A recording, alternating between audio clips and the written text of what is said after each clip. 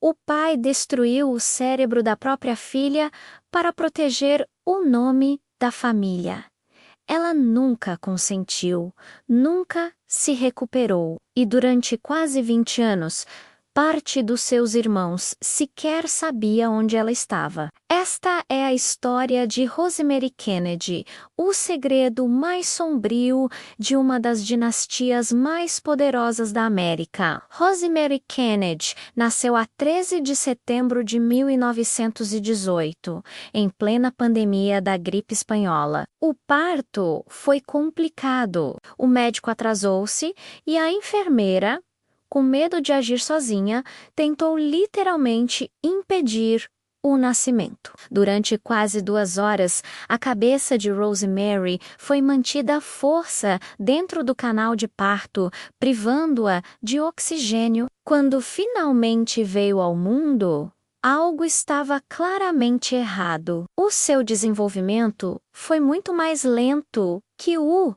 dos seus irmãos. Ela demorou a engatinhar, a andar, a falar, enquanto os outros Kennedy menos Joe, Jr. Jack, Kathleen, Eunice, Patricia, Bobby, Jean e Ted menos brilhavam na escola e nos desportos. Rosemary levou anos só para aprender a escrever o próprio nome. Ainda assim, a sua infância não foi infeliz. Fotografias da década de 1930 mostram uma jovem linda, com um sorriso radiante, a dançar em festas, a viajar com a família, a participar em eventos sociais. Ela era carinhosa, gentil e muito amada pelos irmãos. O seu, que foi mais tarde estimado entre 60 e 70, o que hoje classificaríamos como uma deficiência intelectual leve. Em muitas famílias, isso significaria cuidado, apoio e proteção. Mas os Kennedy não eram uma família qualquer. O pai, Joseph P. Kennedy Sr., era um dos homens mais ricos e ambiciosos dos Estados Unidos. O seu objetivo era claro: construir uma dinastia política. Os seus filhos chegariam aos cargos mais altos do país. As suas filhas casariam com homens influentes. A imagem da família tinha que ser imaculada, perfeita. E nessa narrativa, não havia espaço para imperfeições. Quando Rosemary entrou na casa dos 20 anos, começou a ser vista como difícil. Ela tinha oscilações de humor. Por vezes, afostava-se sozinha em eventos. Demonstrava interesse por rapazes e desafiava a autoridade das freiras no convento onde estudava. Para o pai, isso não era uma jovem a descobrir a sua autonomia. Era uma ameaça. Joseph Kennedy vivia aterrorizado com a ideia de que Rosemary pudesse engravidar, causar um escândalo e destruir o futuro político dos seus filhos antes mesmo de ele começar. Naquela época, uma gravidez fora do casamento, especialmente envolvendo uma mulher com deficiência intelectual, seria devastadora para a reputação da família. A solução que ele encontrou foi radical: eliminar o problema na sua origem. No início dos anos 40, Joseph ouviu falar de um novo procedimento médico milagroso: a lobotomia.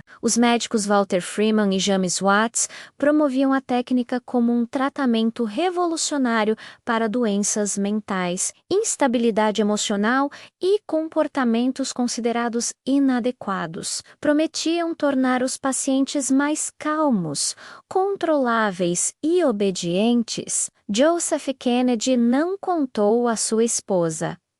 Rose não contou aos seus filhos. E, acima de tudo, não contou a Rosemary. Apenas marcou a cirurgia. Em novembro de 1941, aos 23 anos, Rosemary foi levada ao hospital da Universidade George Washington. Ela não fazia a mínima ideia do que estava prestes a acontecer. A operação foi realizada com ela totalmente acordada. O Dr. Watts perfurou o seu crânio. O Dr. Freeman inseriu um instrumento cirúrgico parecido com uma espátula no seu cérebro e começou a cortar as conexões do córtex pré-frontal. Durante todo o procedimento, pediam a Rosemary para contar, recitar orações e cantar. Quando a sua fala começou a ficar confusa e, por fim, parou completamente, os médicos decidiram que era suficiente. A cirurgia durou menos de 1 hora. Quando terminou, a Rosemary Kennedy, que todos conheciam, já não existia. Ela perdeu a capacidade de andar normalmente, o controle das funções corporais e mal conseguia falar, reduzida a sons incompreensíveis. A jovem vibrante que dançava, escrevia cartas e ria com os irmãos tinha sido permanentemente apagada. O procedimento alcançou exatamente o que o seu pai desejava. Rosemary nunca mais poderia envergonhar a família, mas também nunca mais viveria de forma independente. A sua vida, como a conhecia, tinha acabado. Joseph Kennedy tratou de a afastar imediatamente. Rosemary foi internada em instituições psiquiátricas e mais tarde transferida para a State Coletta School for Exceptional Children, em Wisconsin. Era um local isolado, silencioso e, o mais importante, longe dos olhos do público. E depois, o silêncio.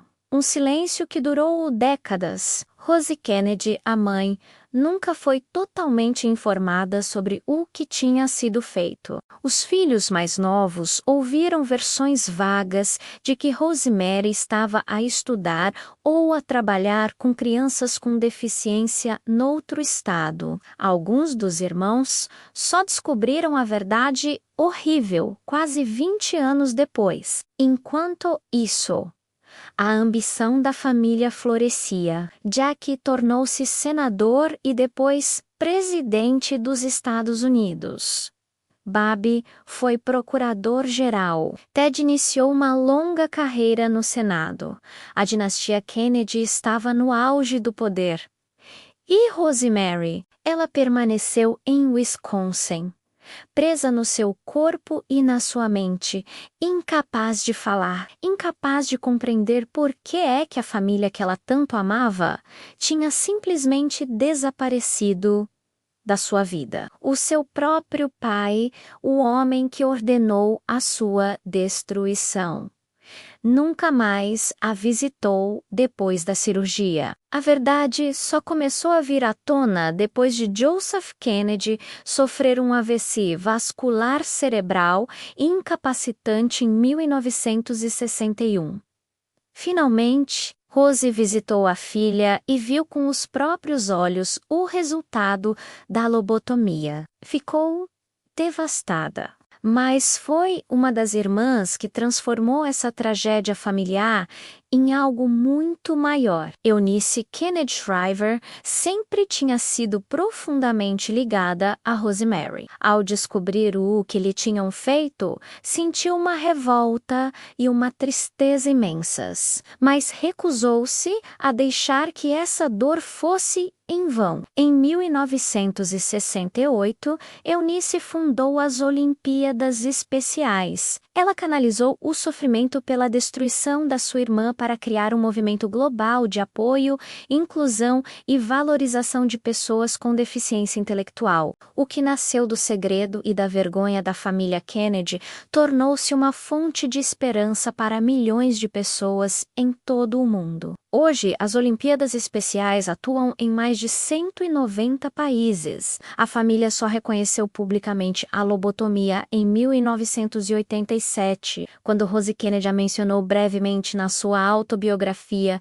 descrevendo-a como uma decisão médica trágica. Mas não foi uma necessidade médica. Foi uma escolha calculada, fria, para preservar poder e reputação. Rosemary Kennedy morreu em 2005, aos 86 anos. Passou mais de 60 anos institucionalizada. Nos seus últimos anos de vida, o irmão Ted Kennedy passou a visitá-la com frequência, numa tentativa de compensar décadas de silêncio e abandono. Quando ela morreu, a família descreveu-a como uma joia, mas durante quase toda a sua vida, ela foi tratada como um segredo vergonhoso. A história de Rosemary não é apenas uma tragédia pessoal. É um alerta poderoso sobre o que acontece quando a imagem vale mais do que a humanidade, quando o poder se protege, sacrificando os mais vulneráveis e quando as famílias apagam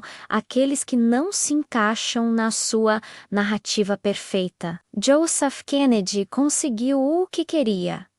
Os seus filhos chegaram ao topo do mundo, mas foi Rosemary quem pagou o preço final. Ela perdeu a voz, a autonomia, a família e o futuro. Tudo para que o nome Kennedy permanecesse imaculado. Depois de 1941, ela já não podia falar por si. Então, a sua irmã falou por ela, e por causa disso, o mundo mudou para sempre. Obrigado por assistirem. Se esta história vos tocou, não se esqueçam de deixar um like, partilhar e subscrever o canal para mais conteúdos como este. Até a próxima!